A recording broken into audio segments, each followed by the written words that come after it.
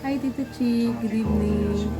Masasabi ko lang po kay Tita Chi, nung nagkakilala kami is, ano na talaga siya, napaka makwentong tao niya. Plus, hindi siya nauubusan ng kwento. Saka masarap siyang kausap. Kahit na yung sobrang busy niya, magbibigay talaga siya ng time para sa iyo, para kausapin ka niya. Then, pag may mga concern siya, ilalapit talaga niya yan sa iyo. Plus, one thing na nagustuhan ko kay Tita Chi is yung pagiging jolly niya. Pagiging jolly and then napaka-helpful niya sa ibang tao, kahit sa akin.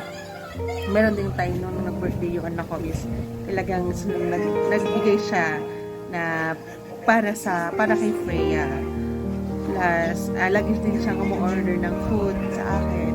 So, talagang ganun siya ka-helpful. Kahit yung mga small business, tinutulungan niya. And then, napaka